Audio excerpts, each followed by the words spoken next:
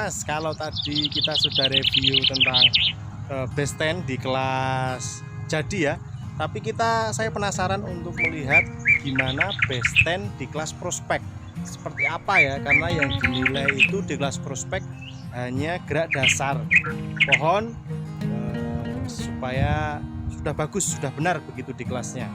Jadi kita lihat sama-sama, kita cari sama-sama base tent di kelas prospek seperti apa penampakan pohonnya, kita lihat sama-sama.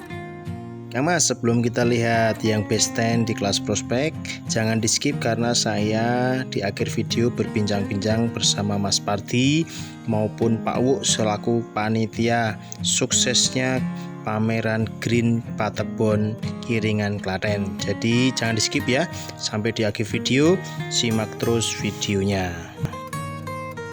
Ya, halo Kang Mas, ini adalah base in show di kelas prospek, yaitu punya Mas Iwan Karanganyar.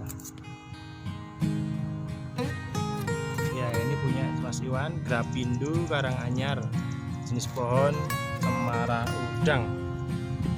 Wih, saya terpukau ketika melihat pohon ini. Jadi dia tampil dengan sangat minimalis, kayak meliuk slanting dengan bentukan yang sangat bagus.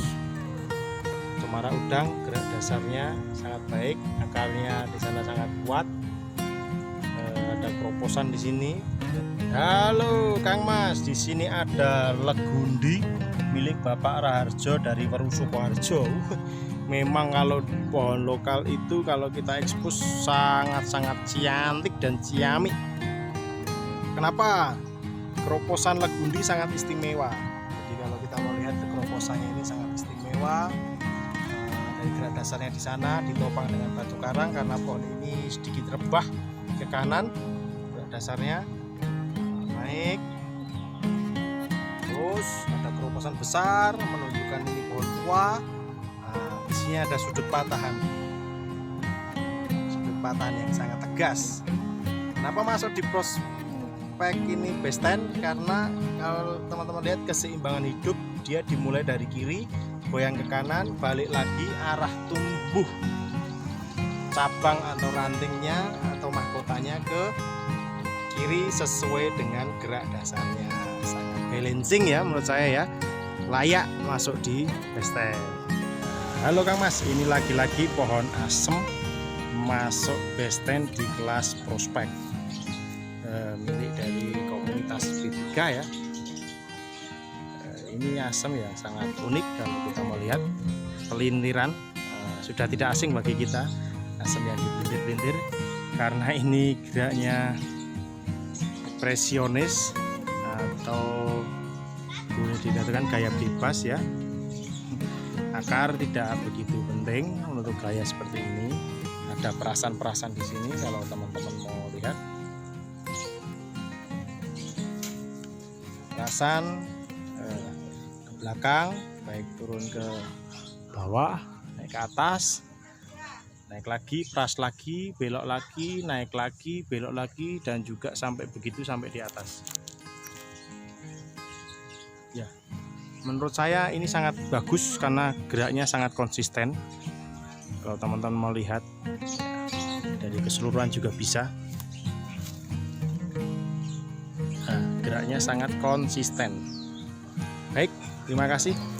Pohon asem yang sangat baik saya rasa. Lagi-lagi ada yang namanya pohon waru. Teman-teman mungkin gak asing, di sini namanya sitrek, alamat Tanggilan Waru nama pohonnya. Sangat ekstrim. Pohon ini kombinasi dari dua aliran ya, satu expose root, kedua connecting root ya. Ini expose root semuanya, akar kelihatan menggantung, dan juga ini connecting satu sama lainnya itu berkesinambungan atau menyatu. Ini pohon waru India. Untuk biasnya sebelum kita bahas gayanya, ini karakter tuanya sangat muncul ya. Jadi bagus sekali. Ini karya sang maestro di Klaten. Gayanya sangat bagus, nyentrik. Kelima gaya dasar bonsai saya rasa akan ada di sini semua, dengan connecting rod, expose rod. Yang di atas ada gaya slanting, ada semi slanting, ada yang di sini ada gasket, semi gasket, ada di sana gaya informal, ada gaya formal. Nah, kalau teman-teman ini gaya formal, di sini ada gasket, itu ada semi gasket, ada slanting. Di sini ada slanting juga, ada semi slanting, ya ada yang pohon rebah. Semua ada. Ini masih tahap kerangka tapi sangat begitu bagus. Halo Kang Mas, ada pohon amplas putih kepunyaan Mas Boy dari Bantul, yang mana sangat nyentrik di sini. Di kelas prospek masih sederhana konsepnya tapi tegas. Kekuatan pertama yaitu diambil dari akar, yang mana akarnya sangat dominan, muter, mulai dari gerak batang ya, ngepen sebesar ini, ngepen ujung kepalanya baru sudah sekecil ini. Tahapannya jelas, tata ruang rantingnya juga jelas. Di sini cabang pertama, di cabang kedua sangat jelas, bagus sekali. Ini pohon lokal juga, amplas putih, bagus ya. Kalau teman-teman lihat dari sini, iya, ciamik amplas putih, besten di kelas prospek. Kang Mas, ini yang menarik perhatian saya, di mana di sini ada pohon pacar air milik Mbah Mati dari BBB Boyolali masuk di kelas besten. Nah, kalau teman-teman mau lihat, ini hanya satu-satunya pohon pacar air yang ikut kontes di Petabon, Klaten. Karena bahan bonsai yang sangat sedikit diminati, tetapi kali ini benar-benar menunjukkan jati dirinya. Dia mampu bersaing di kelas prospek atau di kelas bonsai ya. Teman-teman mau melihat, ini gerak dasarnya sangat bagus, akarnya dominan. Di sini adalah as akar pohon, dia ke belakang dulu baru naik ke depan. Nah, di sini ada tahapan pertama, dia naik lagi ke atas. Ada tahapan kedua di sini, tahapan ketiga di sini, tahapan keempat di sana. Kalau kita lihat keseluruhan seperti ini, pacar air atau yang disebut lagi dengan pohon yang sangat ideal geraknya, pengembangan bentuk ini, cabang ini ke kanan dari saya, semuanya berdasarkan tahapan dan perantingan yang tepat.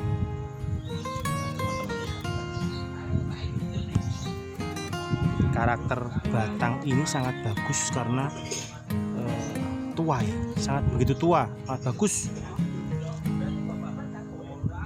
Besten. Lagi-lagi pohon lokal ya Kang Mas. Ini ada pohon sisir, namanya sudah tidak ada, mungkin diambil ataupun jatuh, saya tidak tahu. Pohon sisir besten di kelasnya. Ini gaya bunjin dengan gerak dasar yang tepat, bagus untuk kelas prospek.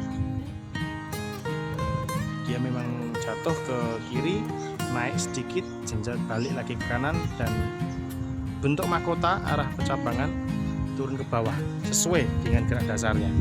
Konsep yang sangat bagus untuk bahan dasar yang sederhana, tetapi dengan konsep yang sangat bagus sehingga pohon ini layak masuk di besten di kelas prospek. Begitu ya Kang Mas ya, pohon sisir, pohon lokal yang mempunyai daya tarik tinggi, berbatang keras, ada keringan satu, ada keringan lagi dua di sana. Mungkin tahapan pohon ini enak, satu mungkin akan jatuh di sini patah pertama, dia tumbuh lagi, di sini ada keringan patah kedua, di sini ketiga dan keempat, akhirnya finishing seperti ini. Bagus, terima kasih ya. Ya, lagi-lagi pohon anting putri mendominasi prospek besten milik Mas Fernando dari BBB Boyolali.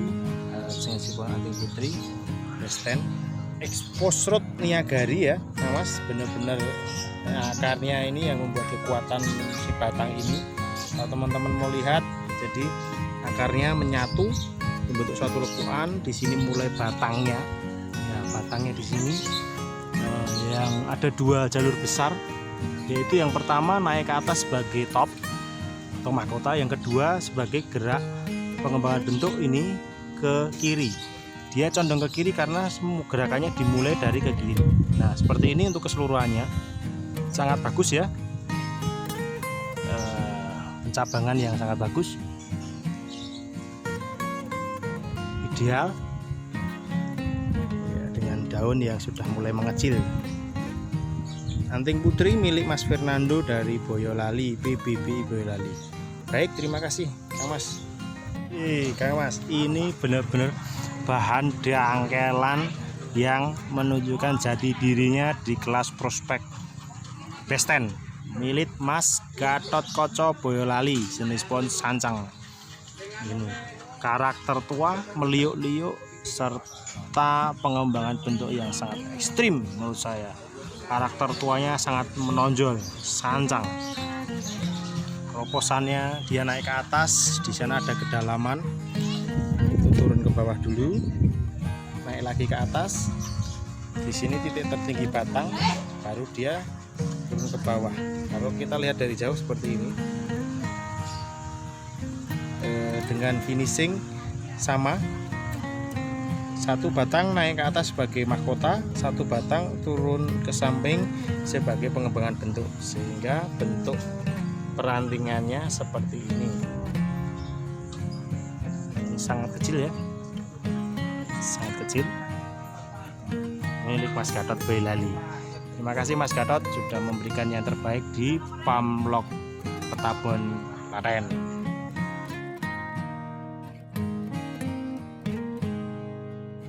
Halo Kang Mas, selanjutnya ada kawista batu milik Mas Eko Nogosari dari PBB Boyolali. Kawista batu dengan gaya yang nyentrik, yaitu meliuk-liuk sampai ujung pohon, terjun lagi ke bawah dengan finishing satu mahkota ke atas, satu cabang sebagai pengembangan. Gayanya boleh dibilang ini slanting atau miring ke kiri.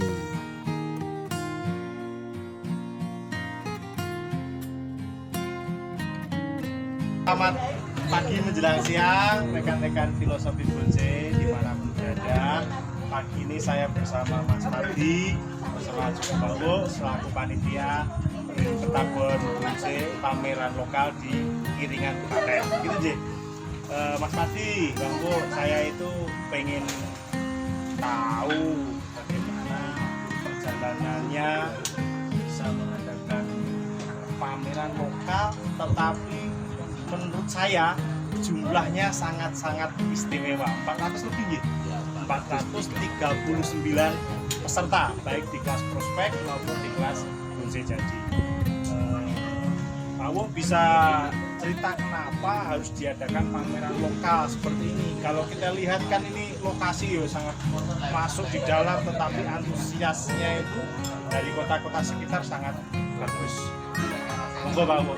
Gimana? Yang pertama dari kita selaku pertama Bonse Ya, itu biar untuk menyemangati pada banyak